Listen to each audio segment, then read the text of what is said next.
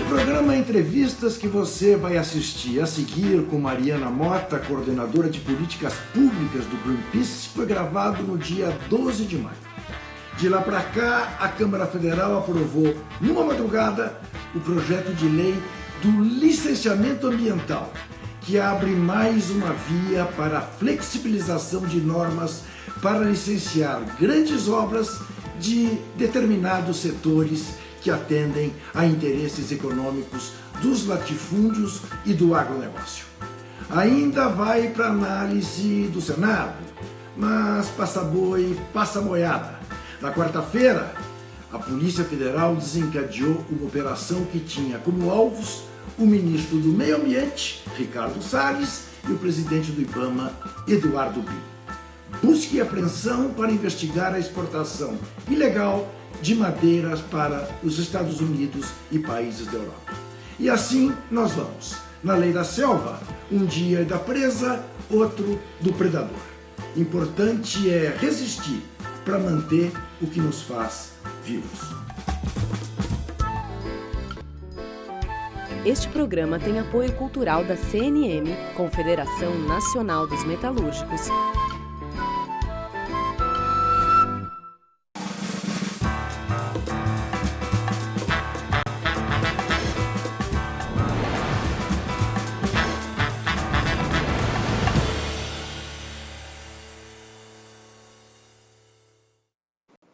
Olá, começa aqui mais um Entrevistas, com a entrevistada na casa dela, o entrevistador na minha casa, porque ambos obedientes ao que determinam as autoridades de saúde em meio a esta pandemia terrível que já matou mais de 400 mil brasileiros. Eu vou conversar hoje com Mariana Mota. Mariana Mota vem a ser coordenadora dos assuntos públicos da organização não governamental Greenpeace, é bióloga e é mestra, sim, cabe o feminino. Ela é mestra em ecologia. E eu queria começar, Mariana, para deixar tudo muito claro para quem nos vê, e não me acusem de partidarismo, que eu vou entrevistar alguém que, como eu disse, é coordenadora de políticas públicas do Greenpeace, sendo eu um colaborador do Greenpeace. Portanto, é possível que alguém ache que eu não tenho isenção para entrevistá-la. Tentarei fazer o melhor e te colocar em situações assim, digamos, delicadas. Por exemplo, a primeira pergunta. O Greenpeace é uma organização terrorista, Mariana? Olá, Juca, uma satisfação enorme, né, poder conversar com você e queria agradecer em nome do Greenpeace a oportunidade desse convite. E não, o Greenpeace não é uma organização terrorista. O Greenpeace é uma organização apartidária que tem independência política, financeira, né? Não recebe doações de empresas, partidos ou governos e tem como sua missão uma atuação não violenta, pacífica, né? Em defesa dos direitos e do meio ambiente, né? Então, a nossa missão é muito clara. Em defesa do meio ambiente, independente de qual governo ou em qual país a gente atue. Para que quem nos vê saiba exatamente, se é que alguém não sabe, como surgiu o Greenpeace, quando surgiu o Greenpeace? O Greenpeace é uma organização que nasceu por meio de ativistas no Canadá contra testes nucleares, e no Brasil, o Greenpeace está há 29 anos, né? Estreamos no Brasil em 92, e desde que chegamos aqui, temos atuado de uma forma muito crítica e resistente, defendendo a agenda de meio ambiente no Brasil. Mariana, a boiada está passando ou a boiada já passou? A boiada está passando, Juca, e de uma forma muito dramática e prejudicial para o povo brasileiro. A lamentável fala, né, do ministro Ricardo Salles em reunião ministerial no ano passado, né, faz um ano dessa lamentável fala, de que a pandemia seria aí uma oportunidade para passar a boiada das fragilizações e legislação, da fragilização ambiental, né? Então, de um ano para cá, desde essa fala, o que a gente tem visto é essa boiada ganhando proporções ainda mais violentas e ainda mais dramáticas para a agenda de meio ambiente. O ano passado foi um ano que a gente assistiu uma série de atos infralegais, né, normativos, instrumentos como, por exemplo, portaria, resoluções, sendo realmente passadas na canetada por diversos ministérios, sobretudo o Ministério de Meio Ambiente, para fragilizar o que a gente tem hoje de estrutura ou políticas ambientais no Brasil. E neste ano, com a nova presidência da Câmara e do Senado, o que a gente assiste, lamentavelmente, é que essa boiada, além dos atos infralegais, ela também pode agora começar a mudar a legislação. Ou seja, a boiada agora quer mudar a lei em benefício, sobretudo, de atividades ilegais, em benefício daqueles que promovem atividades que estimulam desmatamento e estimulam conflitos fundiários, sobretudo na Amazônia. Alguma vez você ou alguém do Greenpeace aqui no Brasil foi recebido, teve uma reunião com este ministro do Desambiente? Infelizmente, este não é um governo que abre as portas ao diálogo, que abre as portas à participação social e ao debate democrático, né? Isso ficou muito claro na postura do governo em fechar todos os canais formais de participação da sociedade. Então, veja bem, Juca, foram fechados dezenas de conselhos, né, de comitês e outras esferas de participação. E, inclusive, não há abertura nenhuma para que a sociedade civil aporte inteligência, aporte informações ou troque experiências em defesa do meio ambiente, né? Isso é muito triste e quem perde, na verdade, é o meio ambiente e o povo brasileiro. Mariana, assim, uma curiosidade minha. Como é que você enveredou por esse caminho? Conta para quem nos vê. Você é paulista, você, menina, entrou para uma faculdade e orientou-se por esse caminho. Como é que se deu esse processo com você? Olha, Juca, eu sempre tive uma vontade muito grande, né, de atuar na agenda de meio ambiente, em políticas ambientais. Eu já entrei muito menina aí na faculdade de biologia, com uma vontade muito grande de entender os processos ecológicos, de entender como isso se dava. Fiz o mestrado na área, na época foi lá em 2010, no auge da votação do Código Florestal, e eu fiz uma pesquisa acadêmica em relação aos efeitos nas APPs, né, nas áreas de preservação permanente em relação à biodiversidade, e aquilo me despertou um interesse muito grande de entender como que uma lei poderia ser votada e aprovada com tantos danos ali, né, com tantos artigos prejudiciais também para a biodiversidade brasileira. Então, aquilo me despertou uma vontade muito grande de entender a política e como ela se constrói, e desde então eu tenho participado desses processos por meio de tentar, né, influenciar políticas públicas de meio ambiente, sobretudo na esfera legislativa. Quer dizer, nós estamos falando de uma lei aprovada durante governos do PT. Exato, inclusive a gente levantou muito cartaz de Veta Dilma, né, Juca, em relação ao Código Florestal. Em que medida, Mariana, o ataque que a gente assiste ao meio ambiente no mundo, no Brasil especificamente, colabora para que tenhamos pandemias? Olha, a biodiversidade, a proteção florestal, a floresta em pé, né? Ela é essencial e ela é guardiã de uma série de riquezas e também de ameaças, né? Então, quando a gente desprotege esse patrimônio, esse bem maior para a sociedade, não só brasileira, mas para o mundo inteiro, né? Quando a gente ameaça esse reduto, muitas vezes desconhecido, você pode aí criar uma série uma caixa de Pandora, né? Você pode tirar dali uma série de ameaças também, né? Então, a floresta em pé é fundamental, Juca, tanto para você tirar dela a riqueza necessária, tanto para produtos farmacêuticos, quanto produtos do extrativismo, quanto realmente um mercado próspero econômico para o Brasil, mas também você pode tirar da floresta amazônica ou de outros dos nossos ecossistemas, por exemplo, novos vírus, novas cepas, novos agentes biológicos que podem aí pulverizar, não só no Brasil, mas em outros países também.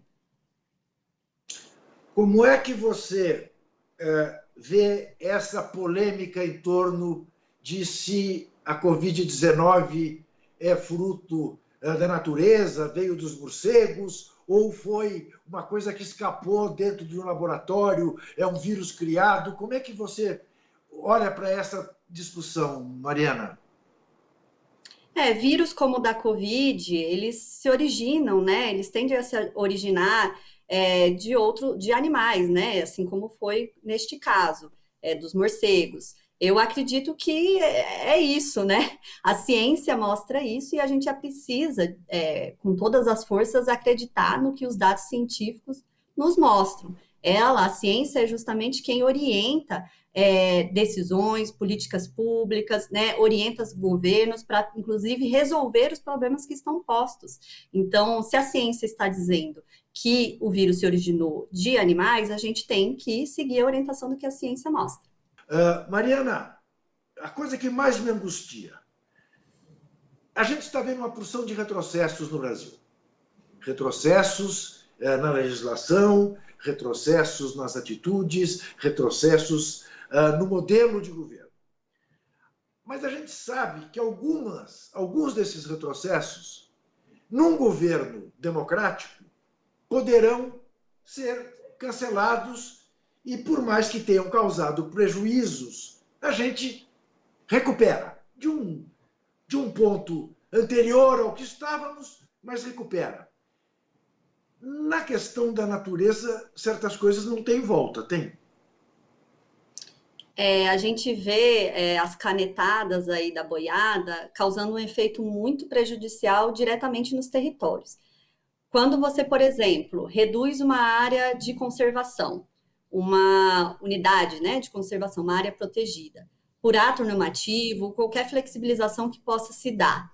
Essa terra é invadida, é desmatada, é ocupada, para depois você restaurar ou restabelecer essa unidade de conservação num governo futuro, você já perdeu aquela biodiversidade, o mal já está feito, né?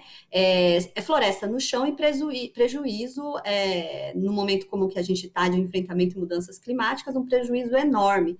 Então, uma série de atos aí que têm sido colocados para a sociedade brasileira em prejuízo ao meio ambiente e em benefício a interesses individuais e privados, muitas vezes os efeitos não são imediatos, não são, são de longo prazo, né? O resultado ruim... Fica tranquila com a cortina, não tem nenhum problema com a cortina. Até dá um charme na entrevista. Vai, meu rosto.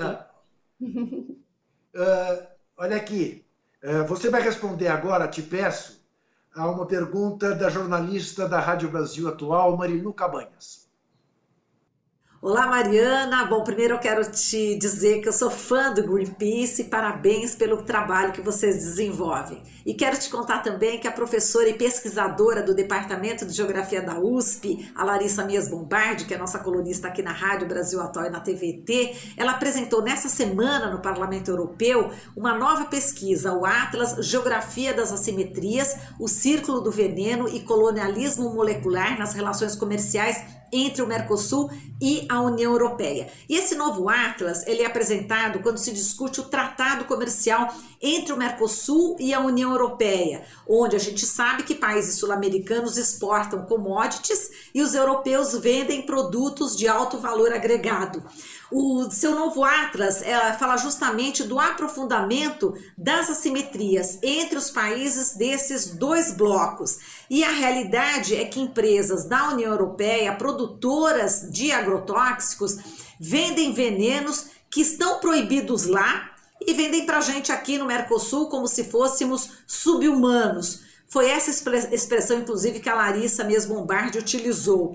Na opinião dela, esse duplo padrão adotado pela União Europeia é escandaloso e indecente. O parlamentar alemão, no Helmut Scholz, se expressou também da seguinte forma sobre as grandes empresas que vendem agrotóxicos aqui para a gente. É lucro para poucos e prejuízo para muitos, e que essas substâncias proibidas na União Europeia deviam ser banidas e essas exportações deviam ser interrompidas. Eu queria que você falasse dessa sua opinião sobre esse novo instrumento, né, o Atlas da Larissa, como um importante meio para conscientizar os europeus sobre o que eles estão fazendo conosco aqui, países da América do Sul, né, cuja política envenena e mata de forma aguda trabalhadores do campo e também até bebês. Queria a sua opinião sobre isso, se isso vai ajudar a conscientizar os europeus sobre esse terrível fato.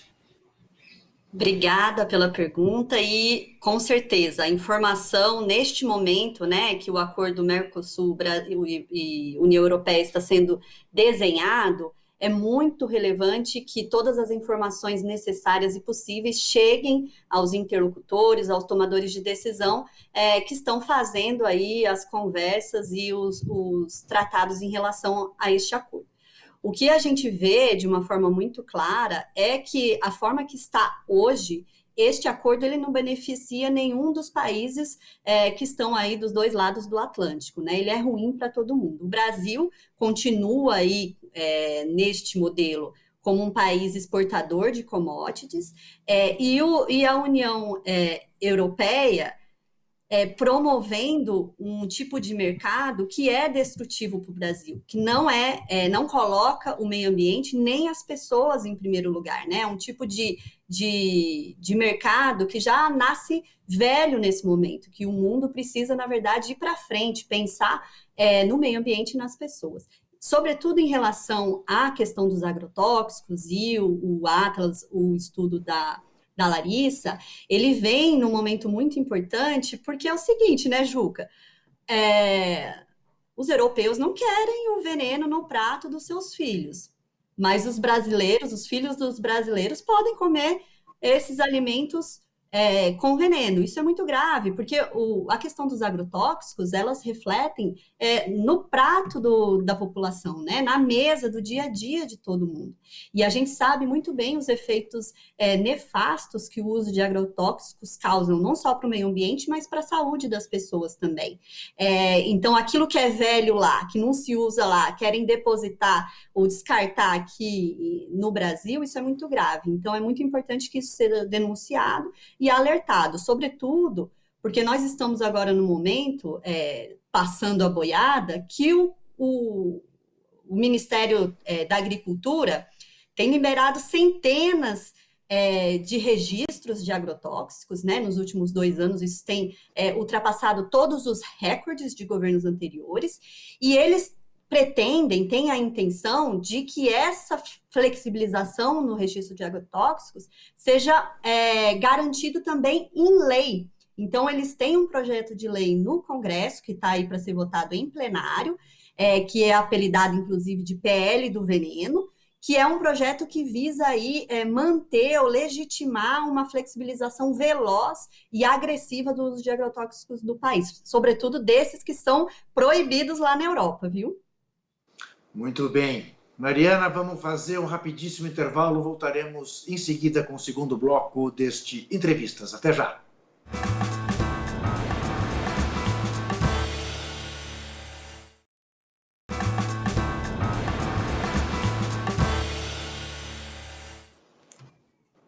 Converso com Mariana Mota, coordenadora de políticas públicas da organização não governamental Greenpeace. Ela que é também bióloga. E vai responder agora, por favor, Mariana, a uma pergunta de Luiz Zarref, militante do MST em Goiás. Olá, cada um e cada uma. que acompanha aqui a TVT, que acompanha o programa Entrevistas. Olá especial para Mariana. Eu sou Luiz Arref, sou militante da MST no estado de Goiás. Mariana, a minha pergunta vai sobre os últimos acontecimentos que nós temos visto e acompanhado. Por um lado, os índices de desmatamento da Amazônia nos últimos 2 meses têm acelerado em ritmo recorde, e a gente sabe que isso inevitavelmente vai virar uma nova onda de queimadas criminosas. Ao mesmo tempo, o próprio INPE, nos últimos dias, também divulgou que o Matopiba também tem desmatamento em nível recorde. Ao mesmo tempo, a gente tem visto no Congresso Nacional a bancada ruralista, com todo o apoio do governo Bolsonaro, do ministro Ricardo Salles, que não é o ministro do Meio Ambiente, né? A bancada ruralista tentando toda semana passar o projeto de lei da grilagem, o 510, passar agora nos últimos dias o projeto de lei que destrói o licenciamento ambiental, o PL 3.729 de 2004. Então, diante dessa movimentação de destruição e também de tentar, destruição da natureza e também de tentar destruir a legislação, os órgãos de controle, eu te pergunto qual é o vínculo entre a questão agrária e a questão ambiental, a questão ecológica no Brasil. Muito importante essa pergunta do Zarref, Juca, porque qual que é a questão fundiária e ambiental hoje, né? Qual é o debate? A gente sabe de uma forma muito clara que a grilagem, a exploração ilegal de madeira, o garimpo, a invasão de territórios indígenas, esses criminosos todos, eles andam de mão dada, né? Eles agem junto para ocupar realmente a Amazônia com modelos de atividades, né? Modelos de desenvolvimento que não permitem a floresta em pé, né? Esse tipo de atividade é desenvolvida derrubando realmente a floresta, promovendo o desmatamento, né? E esse tipo de desenvolvimento que não permite que a floresta se mantenha é o tipo de desenvolvimento que o governo Bolsonaro tem estimulado, né? Tanto no discurso quanto com as ações, né? Muito concretas, inclusive, para beneficiar essas atividades e quem promove esse tipo de atividade, que é ilegal. Então, o que a gente vê é que a grilagem, por exemplo, que é o roubo de terras públicas, né? É quando muitas vezes ligado à criação de gado, né? Ou outro tipo de atividade destrutiva, invade um terreno da União para que ali peça a titulação ou reivindique a posse daquele território que, na verdade, é de todos nós, né? Então, você passa uma terra que é pública para a mão do privado, né? Esse tipo de invasão, esse tipo de atuação no território tem sido promovida e estimulada pelo governo, tanto no INCRA, né, com o seu modelo de atuação que tem favorecido que essas titulações ocorram sem a necessária verificação e garantia de justiça de quem está atuando, e também tem sido promovida agora de uma forma muito veloz pelo Congresso, que quer, mais uma vez, facilitar a vida dessas quadrilhas que invadem terras. Então, o que está proposto aí para acontecer é uma flexibilização, mais uma vez, da forma que se dá a titulação de terras no país. Então, existem uma série de agendas que estão sendo colocadas pela bancada ruralista no Congresso com o apoio do governo, entre elas, por exemplo, flexibilizar, mudar mais uma vez o marco temporal para a titulação de terras, para quem ocupou terra, então, passando aí de 2011 para 2014, podendo chegar até 2019, veja bem, né? Quem ocupou terra em 2019 poderia, por exemplo, ganhar um título de terra. Então, essa mudança de marco temporal é um estímulo muito grande para que esses criminosos continuem invadindo esses territórios, porque o sinal invada, que eu vou te beneficiar em algum momento. É um estímulo para esse setor. Outras flexibilizações que esses projetos de grilagem estão propondo por exemplo, os benefícios que são dados hoje, até 4 módulos fiscais, para que ocorra a titulação, ou seja, 4 módulos fiscais são os pequenos proprietários, né? Esses benefícios, a bancada ruralista quer estender para médios e grandes ocupadores de terras, inclusive liberando de vistoria, sobretudo em áreas de conflito. Então, você vê bem que todo esse modelo que privilegia o crime, que legaliza aquilo que hoje é ilegal, tornando legal, promove esse avanço aos territórios que derrubam florestas. Eu te digo uma coisa, Juca, não existe hoje um grileiro, um madeireiro, né, um explorador de madeira que não esteja feliz com o governo Bolsonaro e as medidas que ele tem tomado. Todos estão muito satisfeitos com a política de incentivo a essas atividades que hoje são ilegais. Mas não é o MST que é ilegal? Não é o MST que ocupa terras? Não é o MST que faz toda essa barbárie, Mariana? Não estou entendendo. Olha, a regularização fundiária ela é necessária, urgente e precisa ser feita, né? Garantindo justiça de posse a quem merece e tem direito. Isso precisa ser feito, mas o que a vontade política do governo hoje não é essa, né? Muito menos atender até os 4 módulos fiscais, né? A gente vê aí nos últimos 2 anos uma titulação 10 vezes menor do que estava sendo até 2018 desses pequenos agricultores. Parou a titulação para eles. E a mudança da lei é justamente para atender quem? Os grandes proprietários de terras. Inclusive, tem um dos projetos de lei, Juca, que quer estender até 2.500 hectares as facilidades e flexibilização para titulação. O governo só pensa nos grandes, só pensa nessas grandes quadrilhas que ocupam terras, que são muito ricas, bem organizadas e que derrubam a floresta e que precisam que tem um capital muito grande para fazer isso. Isto a que você se refere é a tal autorização de compra de até 25% de área correspondente a uma cidade? É isso? Esse é um outro projeto de lei, então você veja como é um pacote realmente, né, de desregulamentação da Amazônia, né? Esse é um outro projeto, ele trata da venda de terras para estrangeiros, é um projeto que foi aprovado no final do ano passado no Senado e que está agora na Câmara. É um projeto, inclusive, Juca, que teve autoria do Irajá Abreu, que é o mesmo autor do projeto da grilagem 510, que está agora tramitando no Senado. Né? Então, o Irajá tem se portado como um grande líder, o porta-voz dessa agenda realmente de ocupação das terras públicas no Brasil. Quem é esse cidadão? Irajá Abreu é um senador, né, ele é filho da Cátia Abreu. Muito bom. Só para que não passe despercebido. Sim, abre-se a possibilidade de entregar a estrangeiros áreas correspondentes a 25% de uma cidade. Com qual contrapartida, Mariana? O que o Brasil ganha com isso?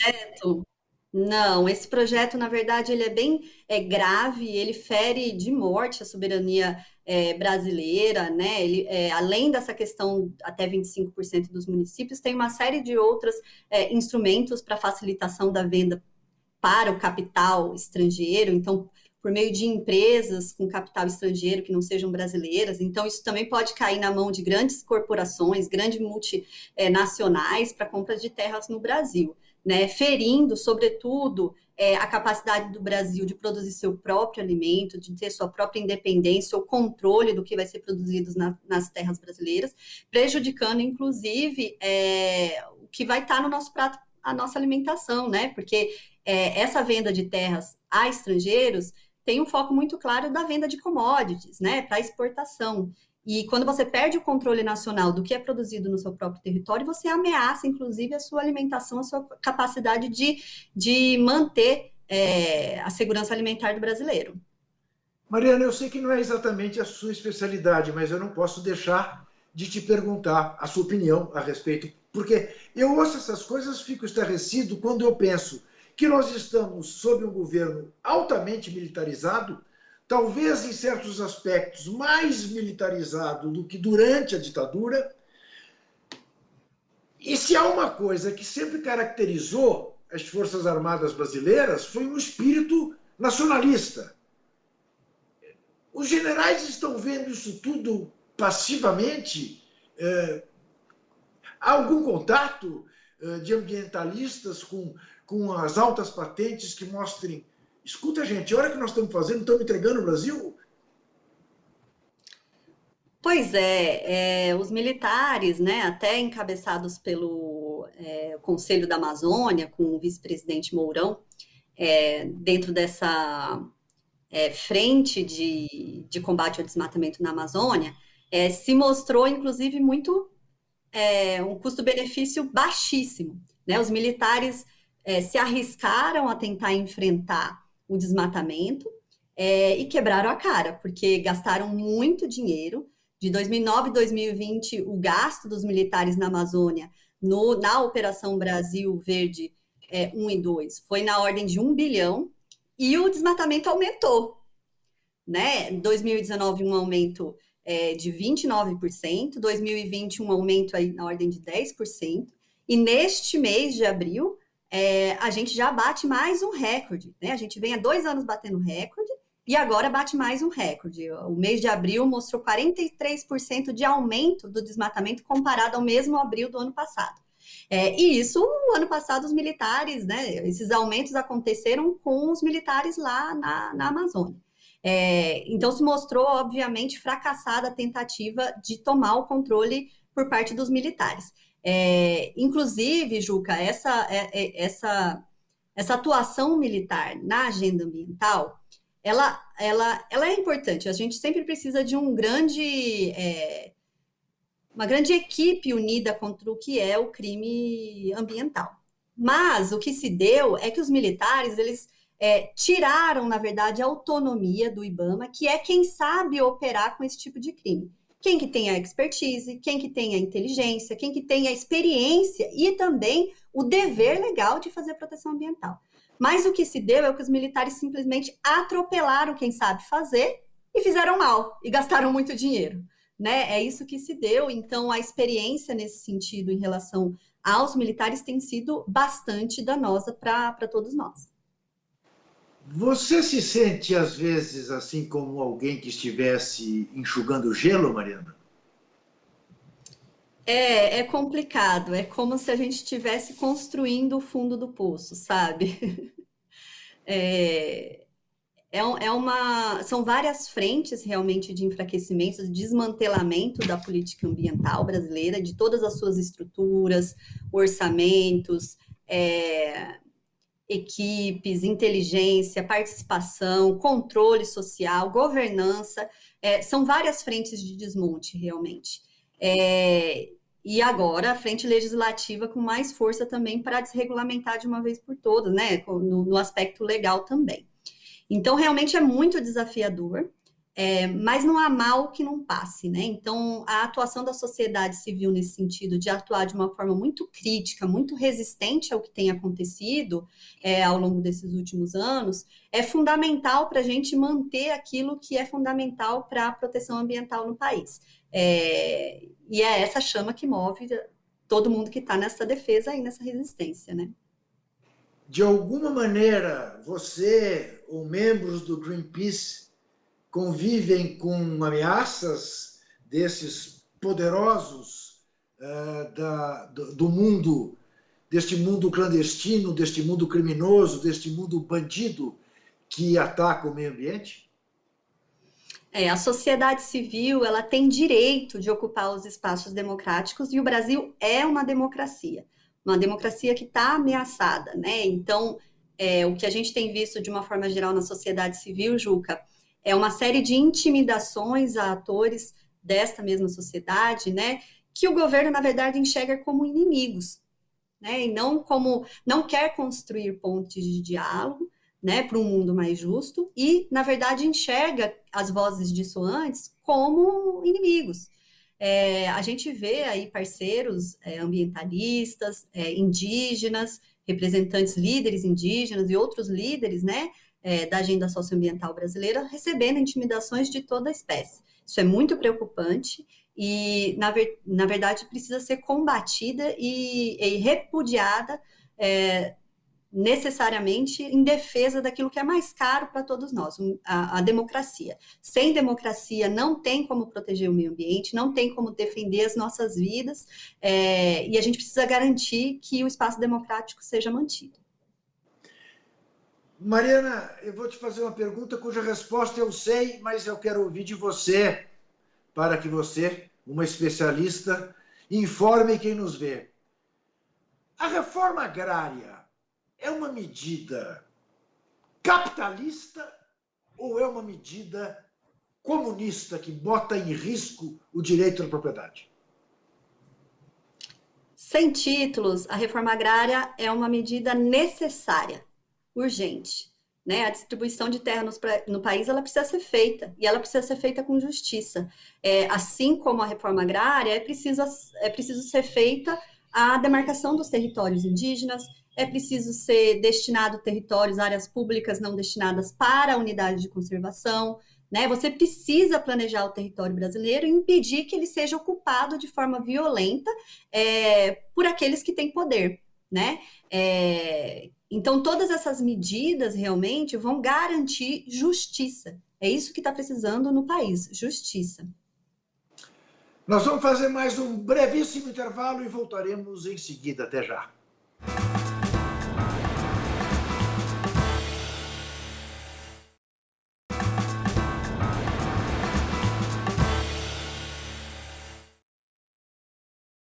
Na internet, como fazemos desde março do ano passado, com a bióloga coordenadora de políticas públicas da organização não governamental Greenpeace, Mariana Mota. Falamos sobre os descalabros que este país tem vivido, tem sido testemunha na área do meio ambiente. E para começar esse terceiro e derradeiro bloco do Entrevistas desta semana, vamos ouvir a pergunta do deputado federal pelo Partido dos Trabalhadores de São Paulo, Nilton Tato. Olá, saudações ao querido Juca Kfouri e à TVT pelo programa. Saudações também a Mariana Mota, pelo trabalho aguerrido do Greenpeace, que é um grande parceiro na luta contra os retrocessos socioambientais no Brasil. A pergunta que eu faço para a Mariana é a seguinte: hoje temos no Congresso Nacional um cenário desfavorável para a defesa do meio ambiente. A força da bancada ruralista impõe na marra uma visão já superada há décadas, que entende a proteção ambiental e o papel fiscalizador do Estado como um obstáculo ao desenvolvimento predatório, que quanto mais desmata e destrói, mais enriquece os financiadores desses parlamentares.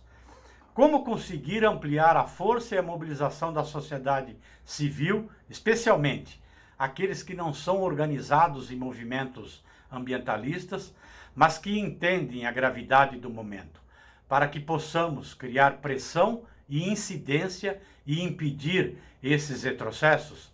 Grande abraço, Juca e Mariana. Seguimos na luta por um Brasil justo e sustentável. Muito boa a pergunta do Nilton. Realmente essa agenda de fragilização, né, de enfraquecer aquilo que garante os nossos recursos naturais, a nossa biodiversidade, né, esses instrumentos legais, eles estão sendo atacados, né, eles são setores da sociedade aí como os ruralistas, né, e o próprio governo, enxergam esses instrumentos de proteção ambiental como entraves. E eles querem derrubá-los. Em prejuízo ao meio ambiente e também às pessoas.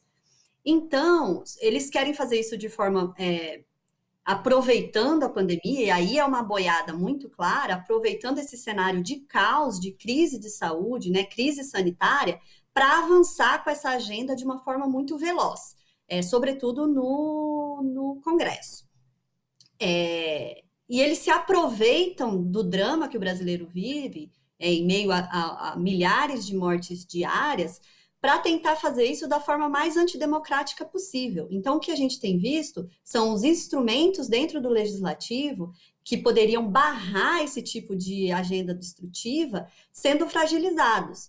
Então, os próprios formatos de votações, né, como, por exemplo, o sistema remoto, ou esse formato que está se deliberando as matérias, ele é absolutamente pouco democrático. Ele não permite transparência, ele não permite participação, ele não permite o debate justo e equilibrado, né? Então, ali, o que está se dando é na base do voto e na falta de diálogo. É assim que esses grupos têm operado, né, se aproveitando da situação que o Brasil vive. Isso realmente é lamentável. O que a sociedade, ou como que a gente pode influenciar isso e fazer com que isso não avance da forma como que eles querem, que esse trator não avance da velocidade que eles querem, né? A gente precisa se manter muito bem informado, né? Se unindo àqueles que estão organizados, somando vozes, mostrando a indignação, né, mostrando o quanto negam essa política destrutiva, precisam endereçar realmente essas demandas aos tomadores de decisão. Então, hoje a gente vê muito claramente os presidentes das casas legislativas concentrando o poder decisório de uma forma muito forte. Então, é importante que esses atores se sensibilizem e mudem a sua postura perante a demanda social. Então, pressioná-los é sobretudo necessário neste momento, né? Para que essa agenda seja travada e que ela respeite, de fato, o interesse coletivo e não os interesses individuais. A sociedade, em posse disso, né, em posse desse movimento que é contra a coletividade, precisa realmente se mobilizar e pressionar quem precisa ser pressionado neste momento. Então, eu vejo, por exemplo, instrumentos, Mariana. Houve, sei lá, aquele manifesto, né, de 9 ex-ministros do meio ambiente, né, contrários a um dos projetos de lei desse governo, que ofende o meio ambiente. Provavelmente, entre esses 9 ex-ministros, haja algum ou alguns contra quem o Greenpeace batalhou por discordar da política, né? Mas, enfim, o exagero é tamanho que a gente vê pessoas com pensamentos absolutamente diferentes, até alguns que tratam a questão da ecologia como se tomada por ecochatos assustados, dizendo, não, peraí, estão passando de qualquer limite. Mas há uma dificuldade concreta, que é a dificuldade das pessoas se reunirem, né, Mariana? Então, que mecanismos você vê que a gente possa desenvolver para que essas coisas não continuem a acontecer quase que em silêncio? Exato. Ser crítico a decisões políticas ou vozes diferentes que avaliam as questões do Brasil de formas diferentes, isso num país democrático, em debates democráticos, isso é legítimo, né? Na verdade, toda essa diferença tem que ser, na verdade, uma ponte para se chegar no bem maior, que é o bem coletivo. O que a gente vê hoje é que, na verdade, não existe mais espaço para se debater, né? O que existe é o uso da força, é o uso do atropelo, né? Em prol de interesses privados. Este é o grande drama que o brasileiro vive hoje. Nem a velocidade com que isso está se dando é possível do cidadão comum conseguir acompanhar tudo. Se você olhar o noticiário, é cada dia uma tragédia maior que a outra. Na área ambiental também, né? Todo dia um instrumento legislativo de destruição novo ou uma ameaça nova. Isso daí é muito complicado. A gente tem que realmente se unir a quem tem poder de voz, né? Os atores que conseguem vociferar ou conseguem colocar na sociedade algum debate mais amplo, conectar esses debates às ameaças que estão acontecendo como um todo no Brasil. Então, por exemplo, a gente vê muito o drama que o brasileiro tem vivido, o Brasil entrando novamente no mapa da fome, né? É uma situação dramática que o brasileiro vive e o Congresso Nacional, ao invés de estar se dedicando a temas prioritários para o Brasil, está passando medidas antiambientais, né? Então, primeiro é a informação legítima, o papel da imprensa, o papel de canais como esse, Juca, que possam possibilitar a voz dos atores sociais, a voz realmente de atores relevantes na agenda política hoje, para fazer essas denúncias também, fazer chegar a todos os públicos e populações necessárias que precisa chegar essa mensagem, e dar a oportunidade para que todos os atores sociais se manifestem e consigam inserir de alguma maneira a sua posição no debate público, né? Esse atropelo é muito prejudicial, mas é importante que a informação chegue e que o cidadão se sinta tocado pelo que está acontecendo nas esferas políticas do país. Você, alguma vez na sua vida, Mariana, estou vendo que você é muito menina ainda, mas de toda maneira já vivida, uma mestra. Alguma vez te chamaram de ecochata? Não tive esse apelido ainda. Tá, Mas sei que é muito comum, né? Isso. Você sabe que eu gosto sempre de contar esse episódio. Um grande jornalista, que durante muitos anos dirigiu a Veja São Paulo, chamado Carlos do Maranhão, uma vez ao entrevistar o Fábio Feldman, então uma novidade, porque foi dos primeiros políticos, né, a se manifestar em defesa do meio ambiente, começou uma entrevista com ele fazendo a seguinte pergunta: Mariana, deputado Fábio, o mundo vai acabar? Como é que você responderia a essa pergunta? O mundo vai continuar, né? Quem vai acabar é a possibilidade das pessoas, né? Das vidas conseguirem se manter aqui neste mundo, né? As mudanças climáticas estão aí para dizer isso, os dados são reais, os efeitos das mudanças climáticas são reais, e nos mostram que se a gente não fizer nada agora, a condição de existência realmente de todos nós está ameaçada dramaticamente, né? O colapso climático nos sinaliza isso. O mundo vai continuar, a gente não.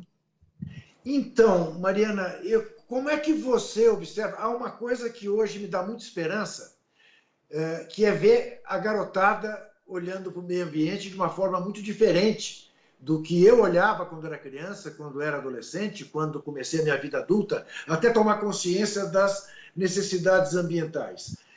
Eu vejo as minhas netas, elas são absolutamente rigorosas, elas não aceitam canudo de plástico, elas há certas coisas para as quais não se cogita mais. A coisa de escovar o dente com a água da torneira aberta, não há hipótese, não há hipótese.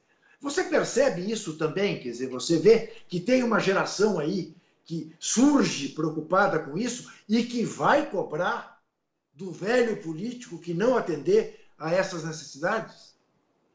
Com certeza. Os jovens, hoje, cada vez mais engajados na luta climática, na luta pela defesa ambiental, é um grande ganho da nossa geração, dessa geração, né?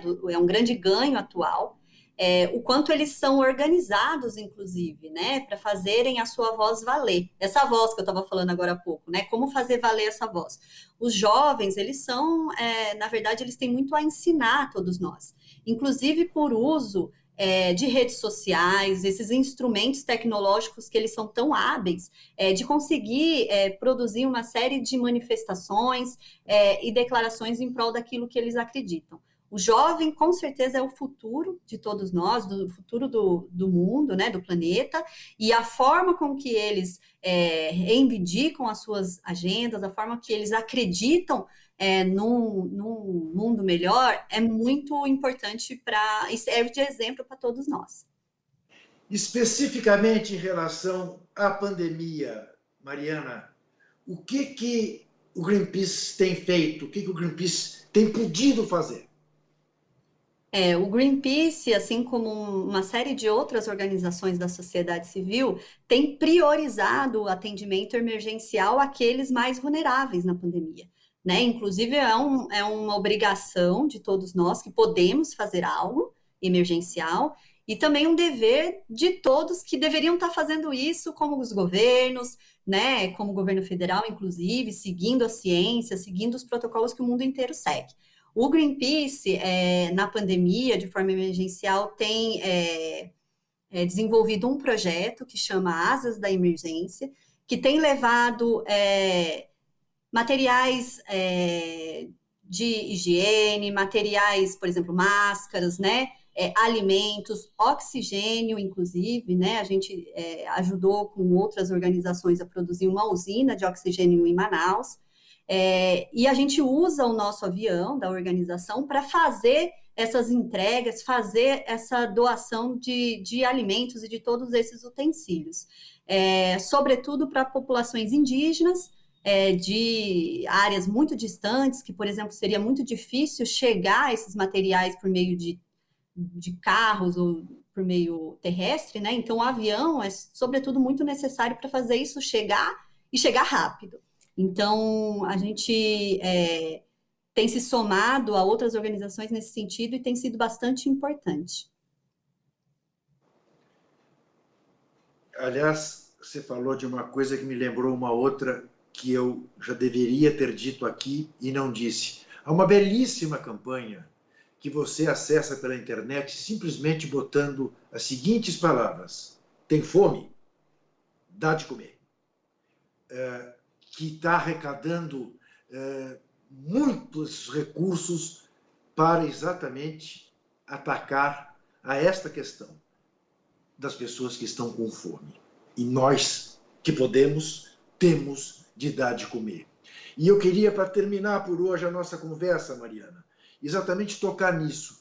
Não te parece que a maneira mais evidentemente forte que se pode mobilizar as pessoas em torno da defesa do meio ambiente é com a conscientização de que nós estamos comendo veneno e que há toda uma agricultura familiar no Brasil, toda uma produção de alimentos orgânicos, de alimentos sem veneno? O uso de agrotóxicos é um dos motores, né, que promovem um modelo de agricultura no país altamente prejudicial para as pessoas e para as florestas, né? É um tipo de modelo de agricultura que promove aí commodities e outras produções em larga escala e que traz prejuízos à população em geral.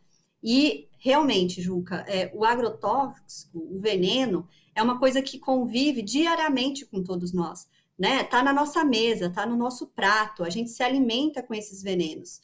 Então, é muito importante que todos nós, sensibilizados e que negue isso, né? Que não aceite isso, se mobilize contra esse tipo de produção, esse tipo de modelo agrícola que não beneficia nem a nossa saúde, nem os nossos filhos, a nossa família e nem o meio ambiente. Privilegia só um modelo de agronegócio que na verdade, prejudicial a todos nós, né? Então, o agrotóxico está muito próximo de nós. É uma ameaça constante e diária na nossa mesa. Eu falei que era a última pergunta, mas era a penúltima, mas essa última, de fato, eu te peço para responder com a brevidade que você conseguir. Ô Mariana, você tem esperança que um dia próximo o capital se dê conta que para que ele se reproduza é necessário que ele seja menos ganancioso, porque senão ele vai na enxurrada como todos nós? Os efeitos danosos das mudanças climáticas estão aí para ditar esse ritmo.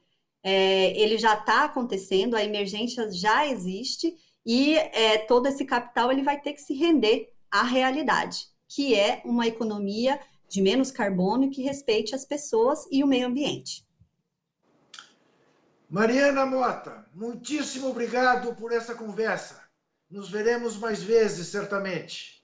E você que nos vê, sabe que quinta-feira que vem, 21h30, estaremos aqui de volta. Como você que nos vê pela TV da Bahia, sabe que toda terça-feira, 21h30, temos o Entrevistas, também na TV da Bahia. E você que nos vê, já está até cansado de ouvir, mas eu nunca vou me cansar de dizer que desesperar jamais. Este programa tem apoio cultural da CNM, Confederação Nacional dos Metalúrgicos,